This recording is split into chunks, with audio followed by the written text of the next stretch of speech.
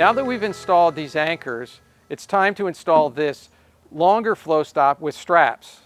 Step one is going to be to pre-inflate this top chamber. Then we will position this chamber between the two walls at the proper height. Step three will then be to take the straps in each position and bring them over and strap them down. Step four will be to inflate the top chamber to its full 15 psi, and then we will inflate the bottom chamber to its full 15 psi. Let me show you how we're going to do that. Step one, we're going to pre-inflate the top chamber, always the top chamber first. We are going to inflate it just enough so that we can position it between the two walls without it falling down. Make sure that the valve is always popped out before you start by pressing it in and then pressing it out.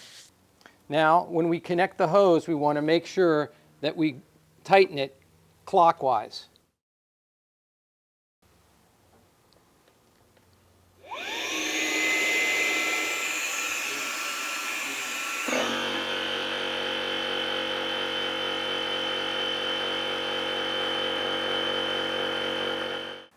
Now we've inflated it to just about 1 psi, and we're going to take off the hose.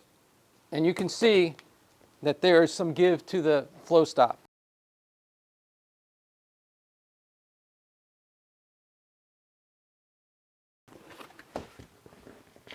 Since we've inflated this too much, we're going to release some of the pressure.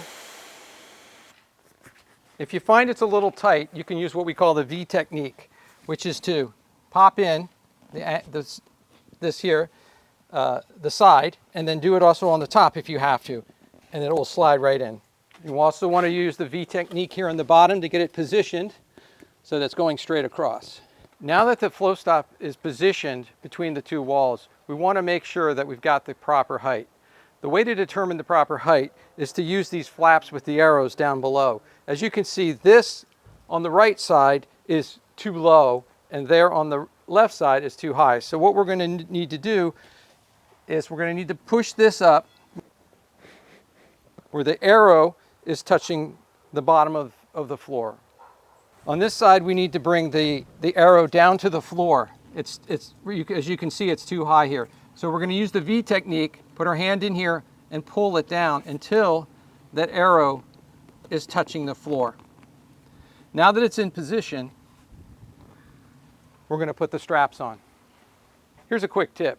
In order to install the FlowStops faster, what you can do is you can put a mark right here at the gasket top. If you put a mark across there, the next time you go to install it, you will be able to install it much quicker because you'll know exactly the height to put it at. Now that we've got the FlowStop set at the right height, we're going to install the straps. We've already pre-installed the straps on the back side of the FlowStop just for the ease of this video.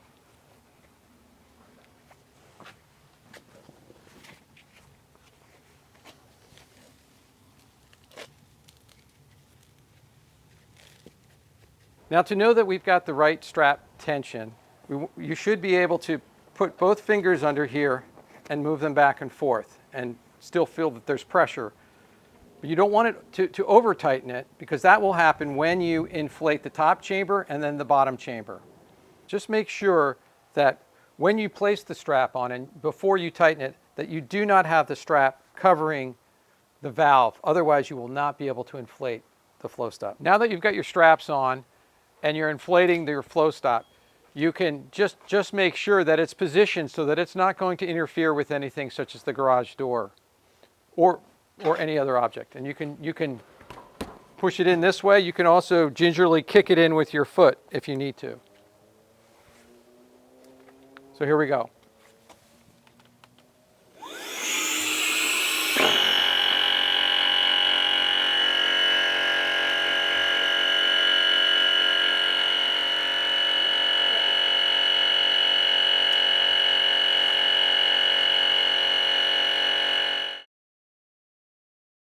We're inflated to 15 psi. We're going to remove the hose. So now that we have the top chamber inflated, you'll notice that the strap is very tight and it's holding down the FlowStop. Now we're going to inflate the bottom. You want to make sure that the valve stem is out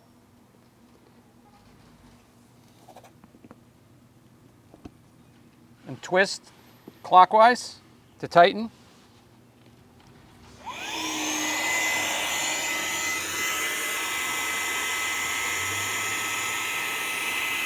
Okay.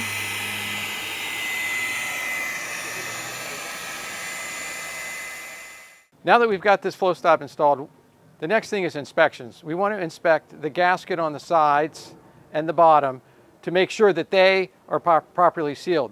So a visual inspection first, then it's helpful if you have a person to come and shine a light from the outside to the inside of the garage where it's darker to see if you can see any light coming through any of the seals. Once that's done, then you can do a water inspection.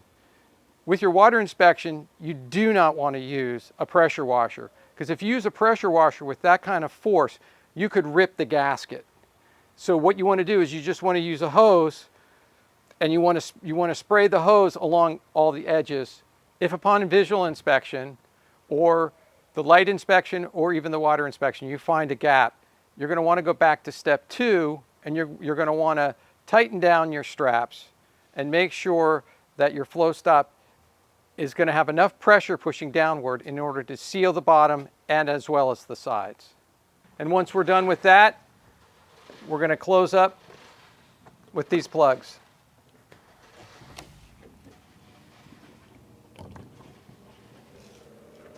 And you're all ready to go to the next FlowStop.